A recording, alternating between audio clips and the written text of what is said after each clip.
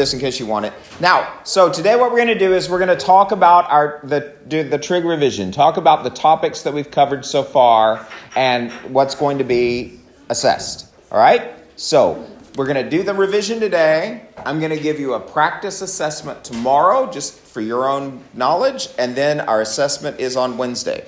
Right? Now, there are no new notes from today. If you want to just follow along, that's perfectly fine. We will look at some examples. I'm also going to give you an assignment that with all the revision on it. But if you want to write some things down, you can. I don't see it, but again, we're not doing any new material. We're going to talk about putting it all together. Okay? All right. So, the first thing we need to remember that we're working with special types of triangles called right-angled triangles, exactly. And we've done a couple of things with them. Really, we haven't done that much, if you think about it. First, we found a missing side length given to other sides. Right? That was the first thing we did. And how did we accomplish that? Anybody? There you go. All right? Then,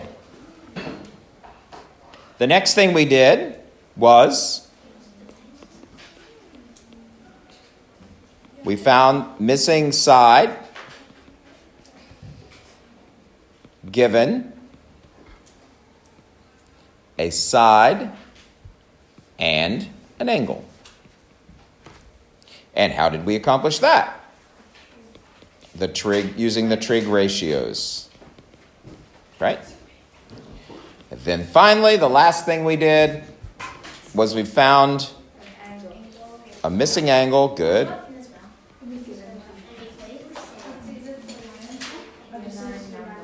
Given two sides. And again, we also use those trig ratios to do that. That's all we've done. We didn't end that stuff. Can I take a photo of that with my phone? Push them in. All right. So that's all we've done. Now, we still needed some pieces of information in order to make that happen. So let's talk about the mathematics that we learned. These are the ideas that we've learned. These are the things that we've found, right? Now we talk about the mathematics that we used in order to be able to do it. And most of you, the problem area was not the trig ratios or the Pythagorean formula. The problem was solving an equation. So you need to concentrate on that. It never goes away. Algebra is the study of equations. So, and you're going to do algebra from how long now? Forever, right? Okay. You're going to do it in university as well. So you just might as well just decide that you're going to use algebra. If you take a math class, you will. Okay. All right. You'll need a math credit still. All right. Okay. So let's talk about these pieces. So here we go. So let's talk about, first of all, the formulas you're going to need. Pythagorean theorem, formula, it's all the same idea. The theorem is the idea that it works. The formula is the thing you actually plug numbers into. They are interchangeable. No one's going to ever test you on that. So, what is it, guys? A squared plus B squared. There you go. And remember, for a right-angled triangle, for a right triangle, if this is the right angle, right, then do the sides actually matter? No, you can call them A and B. I think Education Perfect always called the vertical one B, didn't it? Doesn't matter. But the only one that you have to get right is which one? C has to be the hypotenuse, right? And you always know it's the hypotenuse because it's the one across from your right angle, no matter which way the triangle is turned, right? Okay? Then, so It was just a matter of plugging those in there. And remember, the important part is, if I end up with c squared equals 16, for example, how do I finish that off? Take the square root of both sides, right? So don't forget, if you get a square, you have to unsquare it by using the opposite, which is the square root. Good. Okay? So those are the big ideas behind that. For the trig,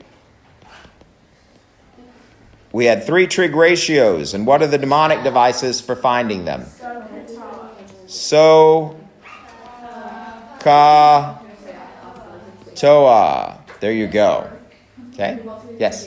Can you go back to the... I will go back in a moment. Let me get finished and I'll go back as much as you want. All right, so here we go.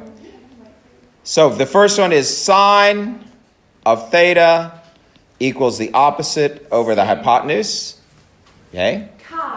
Okay. Sine. Okay? Sure there is one. Then the cosine is adjacent over hypotenuse, and the tangent is opposite over hypotenuse. Oops, I'm sorry, I forgot my theta. Opposite over adjacent. Okay? Okay, can't be forgetting my theta. I know. Terrible. Terrible.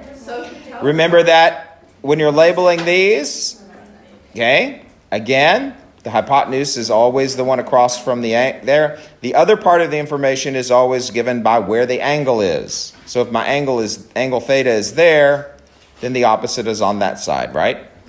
Okay.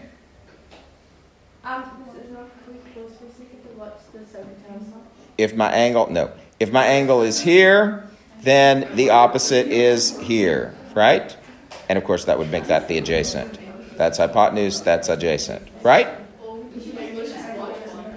Okay? All right, guys. Okay. Now, so you're just going to pick the right trig function for the information that you're given, right? Now, when you're looking for just sides, then you just choose the right function. First, you label the triangle. Second, decide on your function or ratio. Doesn't matter which words you use. Then you substitute, and then you solve. Remember that when you're solving an equation, first thing you look for are what? Brackets. What do you look for next? Fractions. How do you eliminate fractions? Multiply by the denominator. Because remember, the denominator is divide by something. The opposite of divide by something is to multiply by that something. If I multiply one side by something, what? Multiply the same exact thing times the other side. Good. And then you just get the variable completely by itself by using addition, subtraction, multiplication, or division. It's always division in this case, right? All right? Then, if we're looking for angles, same exact process, except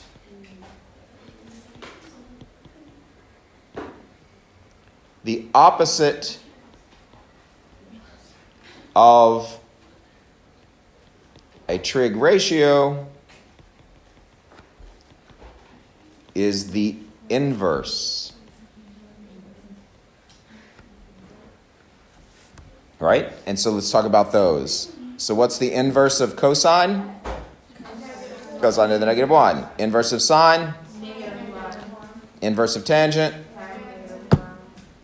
Right? So you use that again when you're trying to get the angle by itself. So if it has tangent of theta equals, who cares, 1/2, then to eliminate this, we have to multiply both sides by tangent of negative 1. And remember, whatever you do to one side, you do the same exact thing to the other. Okay? Because the only way to get rid of a trig function is to use its inverse. All right? Now, again, you don't have to know what all that means yet. You will explore this trig in much greater detail and what it means. But for you right now, it's just a function of being able to hit the right key in the calculator to get the correct answer, right? So it's just the ideas. So these are the big ideas, not the inverses right now. Later, you'll work on more with the inverses. Okay? All right, so what we're going to do is We're going to go to the Education Perfect lesson here. There's an education lesson perfect lesson that puts it all together for us. And we're going to look at a few of them together. So be prepared to be called on. Okay?